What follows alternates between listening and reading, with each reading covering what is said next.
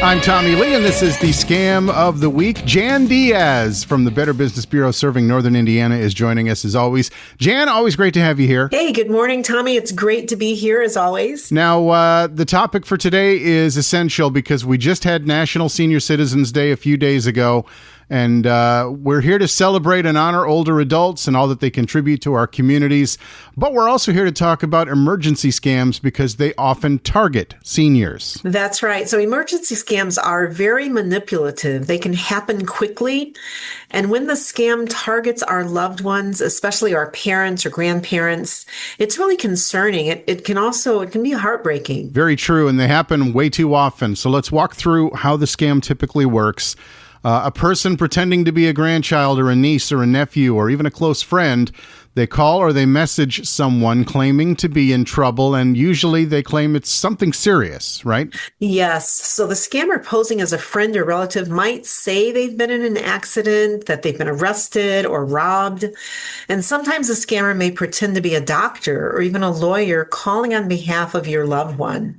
So the message that they portray is always urgent, it's emotionally charged, and it's really designed to trigger panic and fear. The goal being to get the person on the other end of the phone to act fast without thinking things through. Exactly. So these scammers, when they're impersonating a family member, they'll often say things like, "Please don't tell anyone, I'm embarrassed," or they'll say things like, "I don't want mom and dad to find out."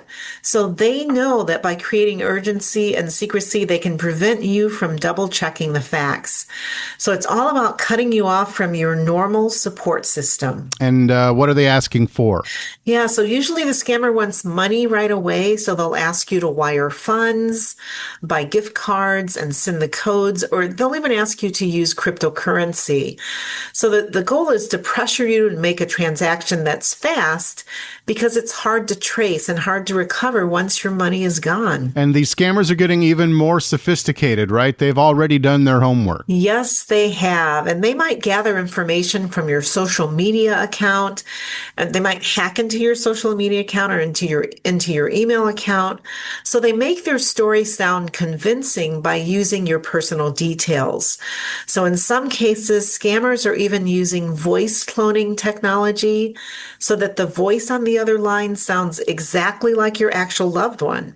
So it's scary how real an imposter can seem, and a lot of times it's just hard to tell the difference. AI does wonderful things for all of us. However, it also does wonderful things for scammers. Let's put it that way. Yes. This is an important conversation because we have, like I said, recently celebrated National Senior Citizens Day when we honored older adults. Jan, what's the best way for people to protect themselves or help protect their parents and grandparents from these kinds of scams? Yeah, Tommie, great question. So first, slow down and verify the information that you're being given. So don't necessarily take it for the truth, even though it might sound like your loved one on the other line. If you get one of these calls, don't act immediately, but hang up with them and try to contact the person directly using a number that you know is their real phone number. So if they claim to be in jail, call the police station or the courthouse directly. If it's a hospital emergency, call the hospital. So verify the person's information before sending any money. And if somebody's really in trouble, they're not going to mind you double checking. Yes, you're right. And so the people you know and love, they're not going to be upset that you took a few extra minutes to make sure it's really them contacting you and not a scammer. Jan, what are some of the warning signs that listeners should watch out for? Yeah, so a few red flags are the caller is demanding secrecy. They don't want you to tell anyone, or they tell you don't talk to anyone else, and they make it sound as if there's going to be shame around it. You don't want your family to know, things like that. So that's a red flag. The other one is you're bullied into acting immediately without being given any time to verify the caller's story. They'll also request unusual payment methods like gift cards, cryptocurrency, wire transfers, or any payments through cash apps can be a red flag. And then really another thing is that the phone connection is poor or it sounds strange. And especially if they say things like they're in a foreign country or they can't talk clearly. Exactly. And what about social media? Should people be cautious there as well? Yes, absolutely. So scammers can gather details from your public social media posts, and they're looking to obtain information like the names of your grandchildren or travel plans or your birth dates.